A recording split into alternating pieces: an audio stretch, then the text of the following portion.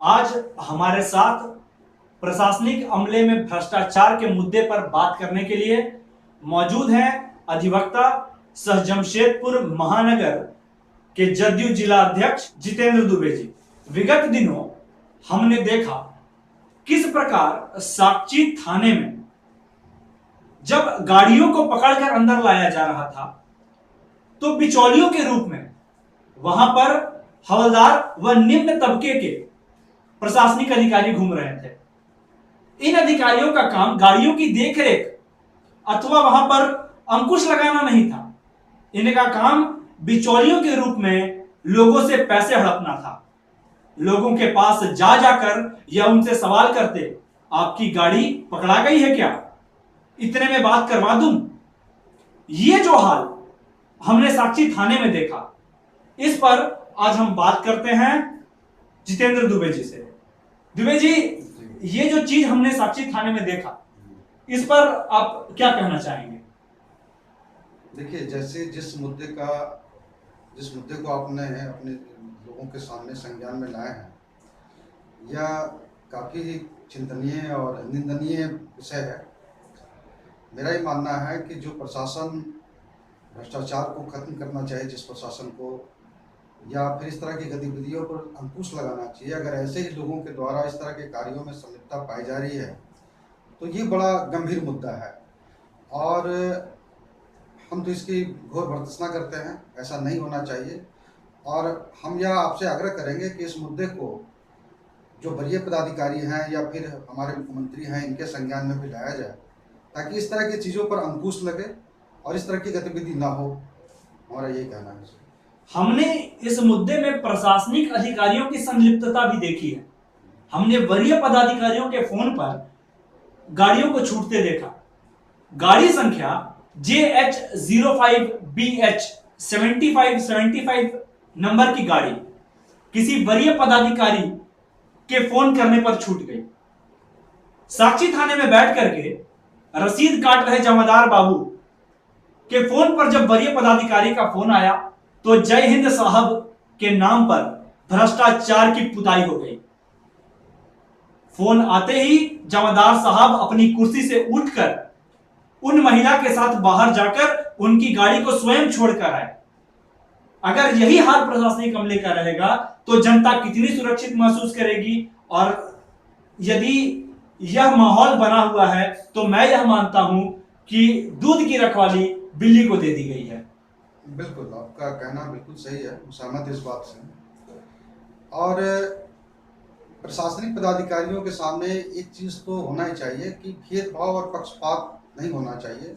उनके नज़र में अगर कोई आरोपी है, कोई दोषी है, तो उसमें कोई रंग भेद या उसका स्टेटस या औकात नहीं देखना चाहिए। अगर व्यक्ति आरोपी है तो उसके साथ वैसा ही व्यवहार हो जैसा कि एक निम्न स्तर के लोगों के साथ होता है। आप इस पे प्रशासन के लोगों को किसी के इन्फ्लुएंस में नहीं आना चाहिए, उनको ईमानदारी से अपनी ड्यूटी करनी चाहिए। इससे क्या है कि लोगों का विश्वास जो है प्रशासनिक लोगों पर से और प्रशासन के ऊपर से उठ जाता है। लोग यही समझते हैं कि प्रशासनिक अधिकारी सिर्फ माने उच्च अधिकारियों के इन्फ्लुएंस में ज़्यादा काम करते हैं, या जो समाज में प्रतिष्ठित और संपन्न लोग हैं उनको इन्फ्लुएंस में ज़्यादा काम करते हैं। ऐसा एक संदेश जाता है आम लोगों के बीच, जिससे लोगों का विश्वास जो है प्रशासन और प्रशासनिक अधिकारियों पर से खत्म हो जाता है। ये बहुत चिंता का विषय है और एक गंभीर विषय है। ऐसा होने से समाज में फिर लोग खुद ही कानून को अपने हाथ में लेने के लिए आगे बढ़ेंगे, तो इससे समाज का विधि व्यवस्था और गतिविधि बहुत गड़बड़ा जाएगी। इसलिए मेरा आग्रह है ऐसे पदाधिकारियों से कि आप पक्षपातपूर्ण कार्रवाई न करते हुए समान रूप से सारे लोगों को देखें और एक समान कार्य करें। सारे लोगों के साथ एक समान व्यवहार होना चाहिए। व्यवहार करने से पहले आप व्यक्ति का स्टेटस या उसका बैकग्राउंड, इन सब चीज़ों को ना देखें। हमने यह भी देखा है कि मुख्यमंत्री जी ने अपने कई जगह भाषणों में कहा है कि चाहे कोई भी फोन करे वह अपने आप को बीजेपी का कार्यकर्ता बताए या किसी भी पद पर बताए, जब कोई गाड़ी पकड़ी गई है तो उस पर समान रूप से कार्रवाई होनी चाहिए। यह जो शब्द उनके हैं, क्या यह सिर्फ भाषण में कहने भर हैं या इस पर कार्रवाई भी होती है? हाँ, इस संदर्भ में हम अपने राज्य के मुखिया और अपने मुख्यमंत्री को धन्यवाद भी देना चाहेंगे कि जब जिला प्रशासन के लोगों को वो स्वयं इस तरह का निर्देश दे रहे हैं कि कोई भी व्यक्ति हो, चाहे उस सत्तारूढ़ पार्टी का ही क्यों क्यों न सदस्य हो, या कोई भी व्यक्ति अगर हो, अगर वो गलत करता है तो उसके साथ प्रशासन जो है वैसा ही व्यवहार करे जैसे एक आम नागरिक के साथ करता है। तो हम तो समझते हैं कि जब प्रशासनिक अधिकारियों को जिला के मुखिया और मुख्यमंत्री जी का इस तरह का खुला निर्देश मिला हुआ है, तो फिर उनको किसी के दबाव में या इन्फ्लुएंस में नहीं आना चाहिए। हम अगर ये बात मुख्यमंत्री महोदय पूरी ईमानदारी और निष्ठा के साथ कह रहे हैं, तो मैं दिल से उनको धन्यवाद देता हूं अपने जी, मुख्यमंत्री यह को। बात तो उन्होंने अपनी कई जगह भाषणों में भी कही है। जी जी एक मुद्दा और है, गाड़ी पहली बार पकड़ी जाए तो उसका फाइन अलग है, गाड़ी दूसरी बार पकड़ी जाए तो उसका फाइन अलग है। प्रशासन यह किस प्रकार सुनिश्चित करती है कि यह गाड़ी पहली बार पकड़ी गई है, यह गाड़ी दूसरी बार पकड़ी गई है? देखिए, ये मेट्रोपॉलिटन सिटी में इसकी एक व्यवस्था होती है कि वहाँ पर कंप्यूटर में जैसे चालान कटता है, तो जिस व्यक्ति के नाम पर चालान कटता है उसका डाटा एंट्री किया जाता है, और जैसे ही उस व्यक्ति का नाम पुनः या गाड़ी का नंबर या लाइसेंस नंबर पुनः डाला जाता है, तो वो सारा बैकग्राउंड डाटा दिखा देता है कि ये इनका पहला ऑफेंस है या दूसरा ऑफेंस है या तीसरा ऑफेंस है। अब पता नहीं जमशेदपुर के प्रशासनिक अधिकारी इस तरह का तो हमारे नज़र में नहीं आया है कि इस तरह का कोई व्यवस्था का उपयोग करते हैं, या डाटा के द्वारा या कंप्यूटर के द्वारा व्यक्ति का पहला ऑफेंस है या दूसरा ऑफेंस है इसको पकड़ पाते हैं। यहाँ तो सिंपल ये देखा जाता है कि रोड पर सिंपल चालान काटे, फाइन लिए, और उस फाइन का पता नहीं क्या किया, अब तो वो जानेंगे। हाँ, अगर रसीद बुक घूम जाए तो उसका कोई आंकड़ा भी कोई हमारे आंकड़ा पास नहीं उपलब्ध है। नहीं है।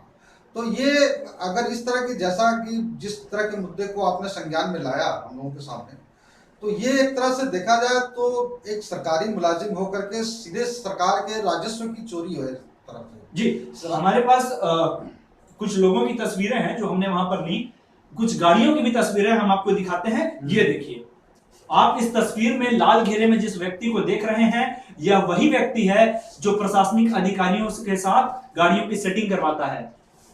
आम नागरिक के भेष में यह प्रशासनिक अधिकारी एक भ्रष्ट अफसर है। ऐसे लोगों पर कार्रवाई होना अत्यंत आवश्यक है। हम आपको उस गाड़ी की तस्वीर भी दिखाएंगे नंबर प्लेट के साथ, जिस गाड़ी को जमादार साहब ने साक्षी थाने से जाने दिया। यह देखिए। तो हम आपसे एक सवाल और पूछना चाहेंगे कि यह जो पैसा आ रहा है, इसमें काला धन और सादा धन कितना है? देखिए, अब इसमें ऐसा कहा जा सकता है कि जो सरकार के खजाने में जमा हो गया, जनता से जो माने वसूली की गई पैसा फाइन के रूप में, वो जो पैसा सरकार के खजाने में जमा हो गया, ये पूर्णतः सादा धन है जो जाना चाहिए सरकार के खजाने में ही। लेकिन जो पैसा जनता से उगाही की गई, जो जनता से फाइन के रूप में लिया गया और सरकार के खजाना में नहीं पहुंच पाया और बीच में ही रह गया, ये काला धन है। तो हम तो समझते हैं कि जिन पर जिम्मेदारी दी गई है कि जनता से पैसा उगाही करके राजस्व की भरपाई करें, राजस्व कोष में जमा करें, और अगर नहीं जमा होता है तो ये राजस्व की चोरी हुई, और ये सबसे बड़ा अपराध होता है। इसके लिए कानून में कहीं कोई क्षमा नहीं है। यह एक तरह से देखा जाए तो अपने राज्य के साथ, अपने देश के साथ विद्रोह है, उसके साथ एक विश्वासघात है। ये समझिए तो देशद्रोह की श्रेणी में आने वाली ऐसा ये अपराध है।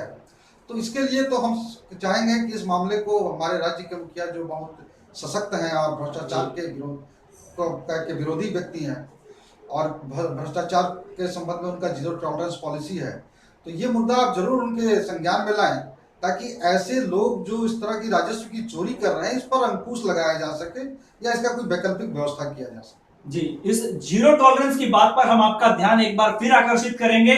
हमारे मुख्यमंत्री माननीय रघुवर दास जी हमेशा कहते आए हैं, जीरो टॉलरेंस, भ्रष्टाचार बिल्कुल नहीं।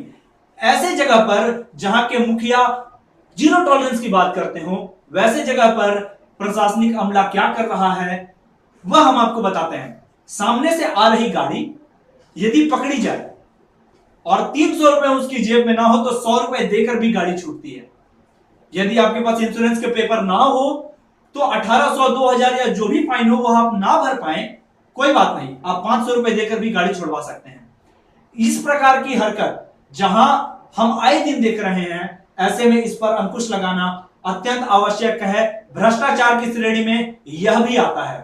सिर्फ सरकारी अधिकारियों के घूस या धन लेने के, उगाने के अन्य तरीकों पर ध्यान ना दिया जाए, इस तरीके पर भी ध्यान देना अत्यंत आवश्यक है। चलाते समय यातायात के नियमों का पालन करें और हेलमेट अवश्य पहनकर चलें।